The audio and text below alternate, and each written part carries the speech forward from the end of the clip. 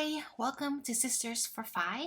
My name is Catherine Nakupjan, and here at Sisters for Financial Independence, we help you manage your money better so that you can live a life of impact today and tomorrow. Basically, what we want to do with this channel is to provide you money lessons so that you can be a better steward of your money. That means using it intentionally, investing it in a way that serves your values, and hopefully using the profits and rewards to help not only yourself, your family, but also your community.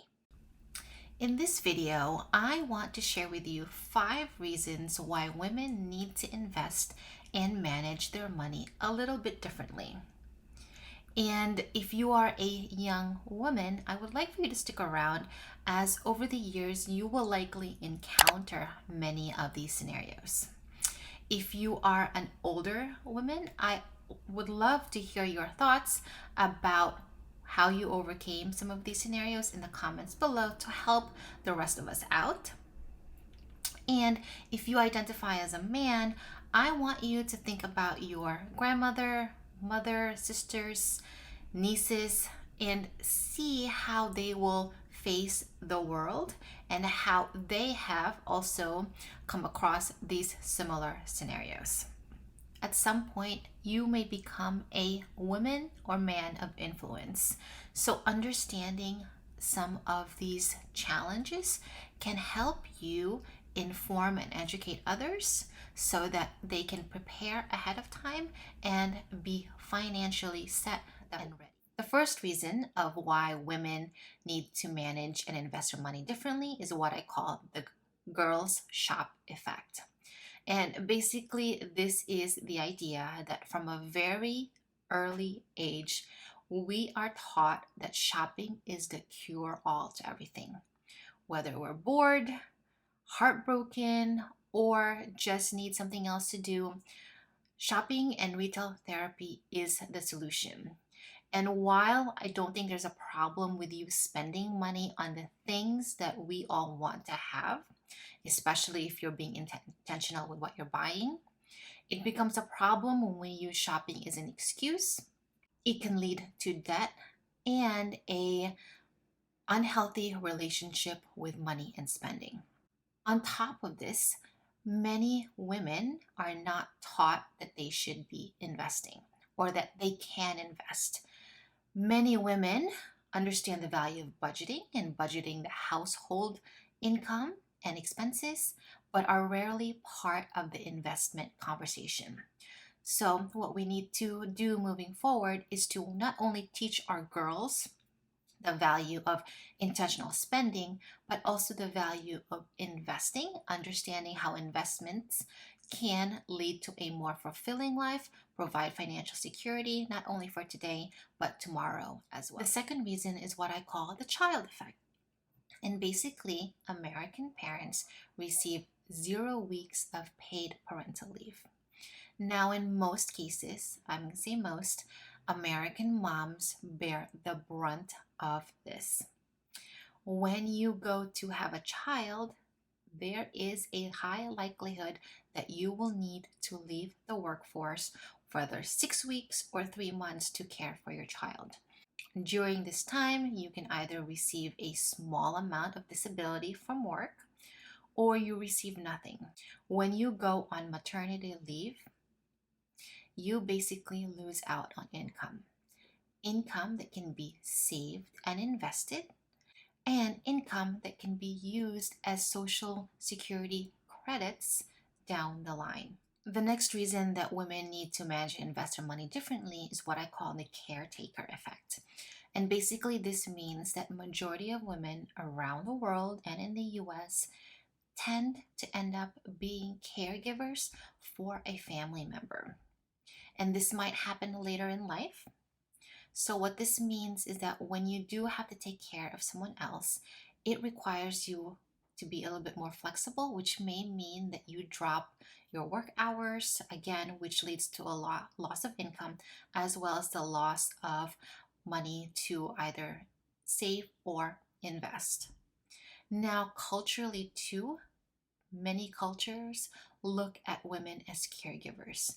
So if you can just look around your family, Look to see what your mother is doing, who's taking care of your grandparents, who's taking care of your mother, so that you can understand if this caretaker role will fall into you. Now, there are, of course, some things you can do to mitigate the caretaker role, like having funds for long term care or hiring someone else, but it does require money, and it's good to understand the expectations that will come from you if and when a family member needs that caretaking responsibility. The next reason why women need to manage money and invest differently is called the Social Security effect. And I alluded to this before, but basically, for Social Security, you need to have earned credits, and those credits are based on income. If you do not have enough income to qualify for those credits, there's a high likelihood that you either will not receive Social Security benefits when you are ready to retire, or you will receive a very low Social Security benefit payout. Now, currently, depending on your age, the average Social Security benefit is give or take about $1,400 to $1,500 a month. Now, if you think about that, that's a very, very low minimum, and it may not be enough to meet your needs and goals down the line. And really, the point of investing too is to ensure you prepay some of your expenses when you are older. There are, of course, ways to receive Social Security benefits through the earnings of your spouse. So it's important for you to understand how that works and how much that will be for your future. The Social Security Administration provides a great website that allows you to look at your earnings and your credits. So you can actually know today how much you need to be able to receive Social Security down the line.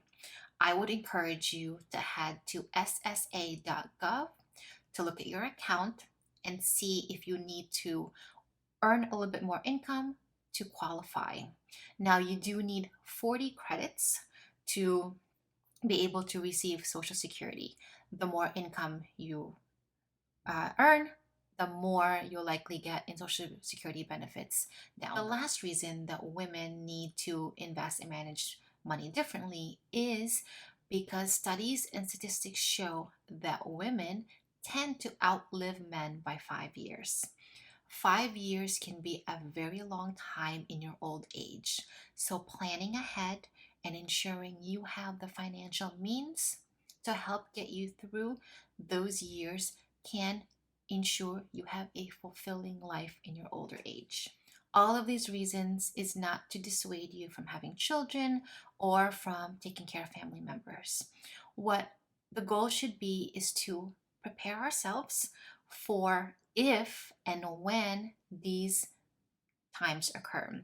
For many of us, there's a very high likelihood that we will have children, we will have to take care of family members. So, understanding that there may be some years where you won't have income to save and invest can ensure you have a financial plan for yourself.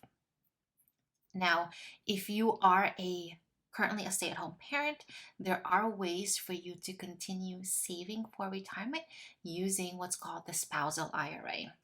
I will link a video for that so you can learn more about it in the description as well as in the cards above, so that you can start saving for retirement even if you are staying at home to care for either a family member or a child. So, how can we get the women in our lives to manage your money better? The first thing and the best thing we'll have to do is to start the money conversation. That means we need to be talking to our partners about money, talking to our aging parents about money, talking to our sisters, our siblings, our brothers about money, and talking to our children about money. Now, we all don't have to be money experts to have this conversation, but talk about things that you know. We all deal with money. We have money experiences. So talk about budgeting.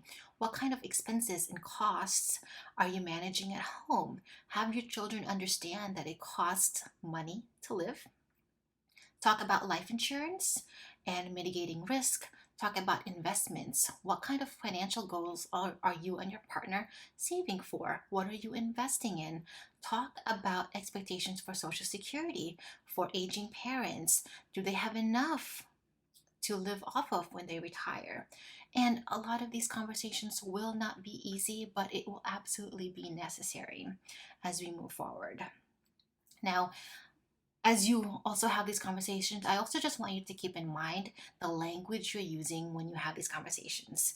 Many of us have these differing money mindsets that may lead us to speak negatively about money. And many of this comes from family history, cultural society. So we need to understand where that's coming from, and we need to be aware of the language we're using so that we're not passing on the negativity to the next generation or to other people. And lastly, too, lead by example.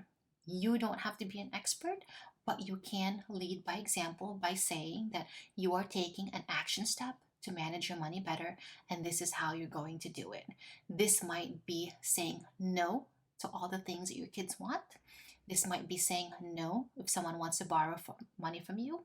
And this might be saying no and saying, you know what, this item is currently not in my budget. It is not a priority for me to spend money on this, so I will decline. Now, this is not an easy thing to do and it may ruffle some feathers, but if you really want to take a step in creating a financial plan that works for you, we need to assess what our wants and goals are and follow through on that. We have to start thinking about how we exchange our energy and our time for money. We don't have to spend the money that we earn today. It can be invested and saved for the future. I think a big part of personal finance is finding that balance between living in the present and funding your future lifestyle. Investing today, saving your money today means that you have prepaid expenses for your future self, and your future self will be grateful for what you've done for yourself today. If this content resonated with you, let me know in the comments. Give it a thumbs up and subscribe to Sisters for Fi, where we drop a new money video every Thursday. Thanks for tuning in.